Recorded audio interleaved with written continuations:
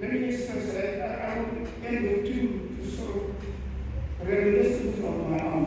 This whole street, apart from Bird for Planning, this is one of the most famous streets in the country. Like Vilakazi Street in Soweto, like Thornton Road in Athlone. There might be streets in Eastern Cape that you will know of that carries the weight of the symbolism, that carries the courage of our people.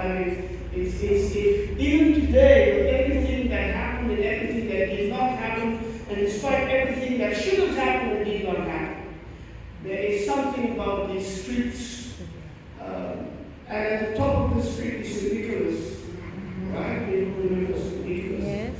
And I remember St. Nicholas for that prayer service that we had. In the time that P.W. Boesak made a decree that prayer services for those in detention would be banned. We are not allowed to pray for those. And I remember that in the foundation we had a bumper sticker with a quote from Hebrews 13, pray for those who are in prison, as if you were in prison. What then? So we had that bumper sticker. And they were, of course, angry about that. One of the things that they questioned me about, and they finally had me in solitude without me in Pretoria Central Prison. But St. Nicholas, I remember for that afternoon, Sunday afternoon, I was away and I came in, I think I was overseas, I came in on the Saturday. And so I was not scheduled to preach or to speak, I just came to the service.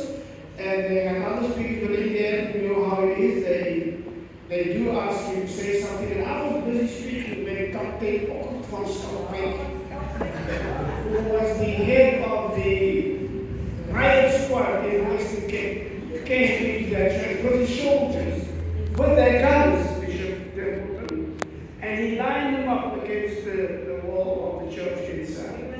You know that? We were inside that church, all arrested, the Torah, the Grace you see, remember that day?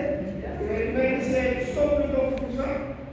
Want eigenlijk is om te zeggen, hoe ze het zit, meer naar die woord van Heer, lezen naar die woord van Heer.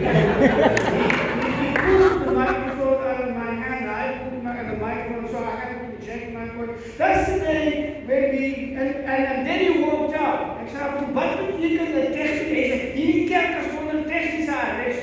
En vroeg, wat betekent dat? So he walked out, but he left the soldiers in the church when they had their guns aimed.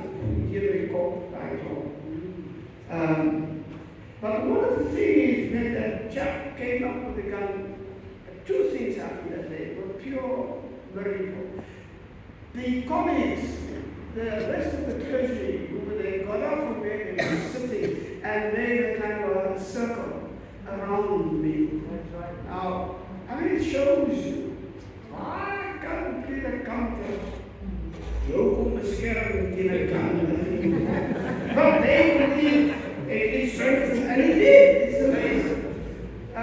En daar was het gebeurd, en daar was een kind, wat in die kerk hard opgegeven met een eigen zo'n stukje. Ja, zei, als ik dat een kinderen doen, ik kan niet meer hier nog. Hier niet meer, ik kan so they picked him up, literally on his knees, and took him out and threw him in the police van. But when we got out of the church, apparently the technical arrest was somehow lifted. We went out of the church. I got into my car. In the yard of the church, there were women, people from the community, there were Muslim women who could not go out into the church with us, but prayed with us, standing outside. As I got into my car, they shot a tear gas canister through the back window, really right into the car. And I just heard this thing land and the gas explode. And all I remember is shutting up the car and trying to get out, and I couldn't, and somebody from one of the women shouted, Allan Boesak. And somebody came, opened the door,